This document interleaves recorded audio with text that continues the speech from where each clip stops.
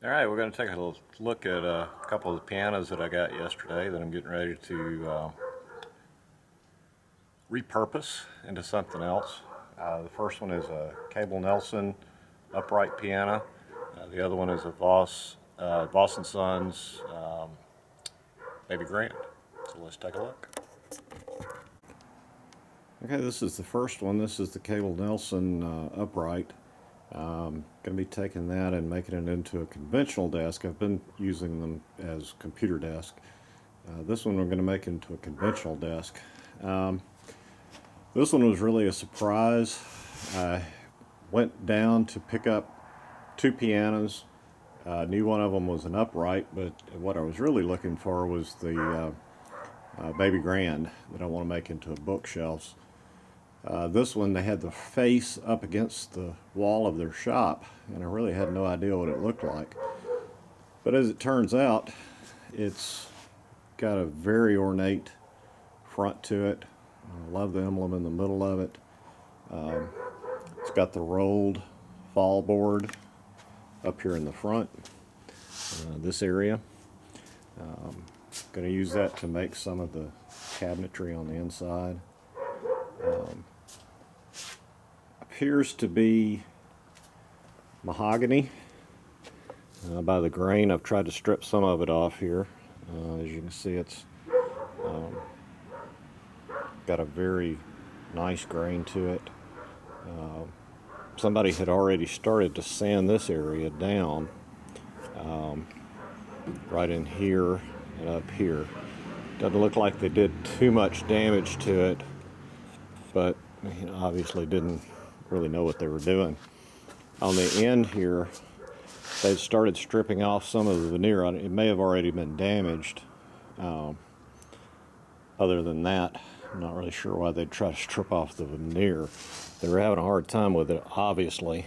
Gouged out a lot of the underlying wood. So this end's going to have all new veneer. I should be able to match it up with the existing veneer that's in the front area and on the rest of the piano. Looks like African mahogany, and you can get that veneer online pretty easily, get it shipped in. On the top here, the same thing. A lot of veneer is missing. Not really sure what happened with that. And this will all have to be replaced. I'm going to strip it down first and just see exactly what it looked like to try to match it up as closely as I can with some grain that's available online.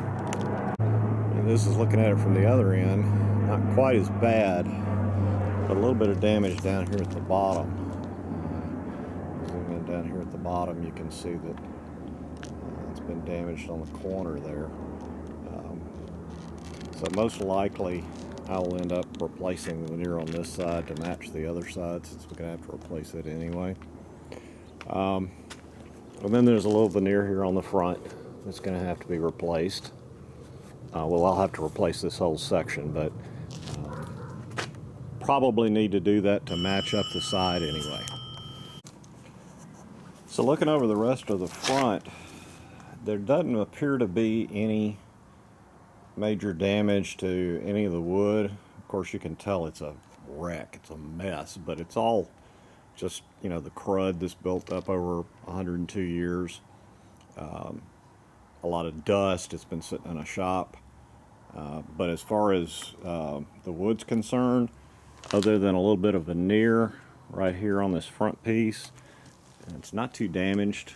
I should be able to strip it down and make a pretty good piece of furniture out of it.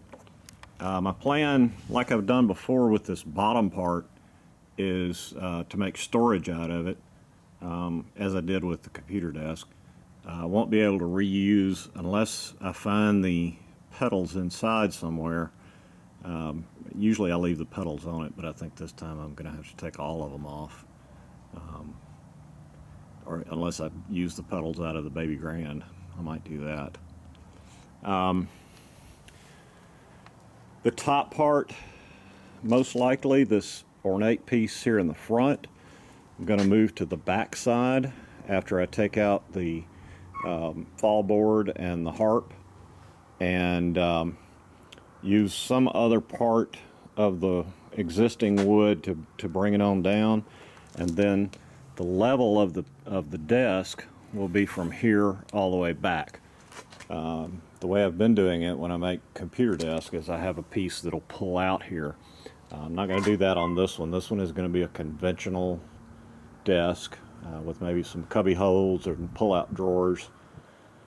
So it's going to be a long project, but I think it's going to make a really nice piece of furniture. Okay, this is the back side of the front panel that has the ornate oval on it, and this will give you some idea of what the original finish looked like. Really beautiful on the inside. I think this is a different cut of wood. This doesn't appear to be the African mahogany that was on the front. It's almost looks like a burl maple, but I'm not really sure. I'm not a total expert on wood, so we'll have to look into that. Just could possibly they used a different veneer on the inside of it. Alright, here we go. This is the inside after the front panel's been taken off, and I removed the desk piece that goes across the top and the fall board. Wasn't too much trouble. They were just kind of sitting in there, so things falling apart, but you can see the piano action back here in the back. This will pretty much come out easily. Usually use those just as a art piece, just like they are. If you can take a look here, you can see the Cable Nelson brand in the middle. It says highest grade. Again, this is from a 1910 piano. Up here at the top, you see the Cable Nelson brand, and right in here is the serial number, 69148, I believe that is. A little hard to read, or 142. But anyway, looked that up, and that's how I found out the year, based on the serial number.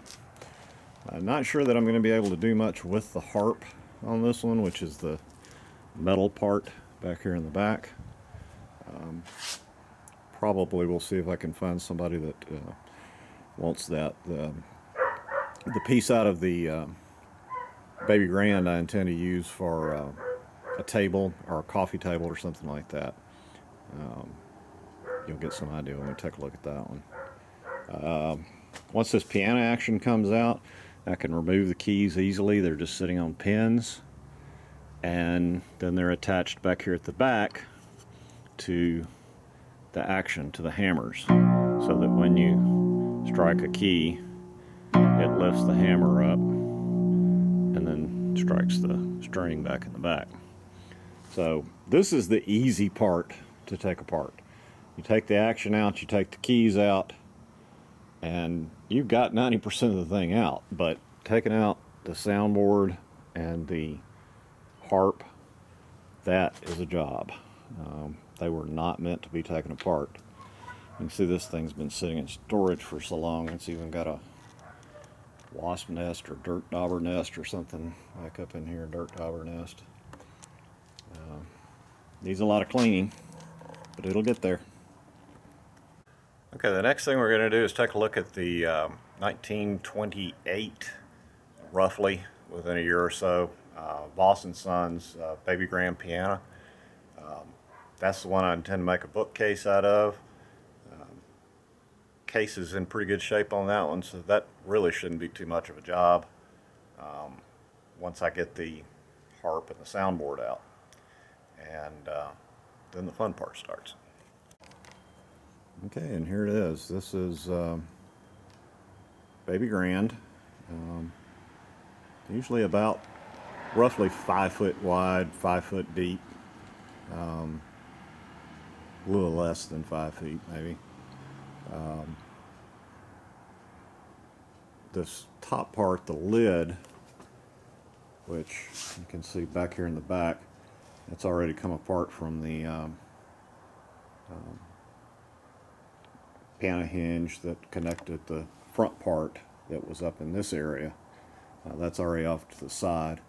But this is the piece that we'll probably also use as a coffee table. I'm making a separate coffee table out of the harp area, and I'll open this up in just a second. Let's take a look at that. This one, the cabinet is in pretty good condition. There are a couple of places, like right in here, where the veneer has been chipped off. So I'll probably have to replace this little square of veneer. I'm not sure exactly, oh, and also here, this front part. Not sure exactly what kind of wood this is, so I'll have to strip it down to find out. Okay, this is with the lid open, and you can see the harp on the inside. The thing I liked most about getting a baby grand was that the harps on the baby grand are made to be seen by people, unlike the cabinet grands, the uprights, where they're behind everything and nobody ever really sees them. When you're playing a baby grand and you lift the lid up, you see the harp. So they're beautiful pieces of metal. And intend to take this one out and try to leave the strings on there. I'm going to have to loosen the tension on them a little bit, because piano string breaks, it can take somebody's head off. So I'm going to loosen the tension on them so that they can't snap, and leave them on there, and put that. I'm going to build a table around the outside for it to sit down in, and put a piece of plexiglass over the top, have that cut, and make a coffee table out of it. Of course, the harp still covered up some to back here, and you can see some of that up under here. Okay, now here's the keyboard on this one. This one, I'm probably not going to take the keys out, or if I take them out, I'm going to remount them and leave them in as part of the cabinet. The cabinet is going to sit, the bookshelves are going to sit just exactly the way you see them right here. And then the shelving will be across the middle. The harp will be out, the soundboard will be out of the back, and it will just be a shelf all the way through. Everything that you see here in the middle will be removed, so it'll be flat all the way across. But I want to leave the keys on there just as a decorative piece of the bookshelves.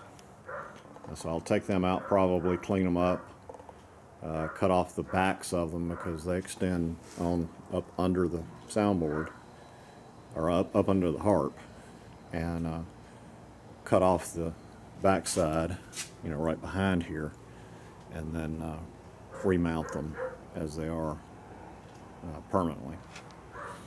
As you can see, they extend back up into the back here, just like they would on the upright. And then if you look at the back side, this is actually the top of what would be the bookshelves.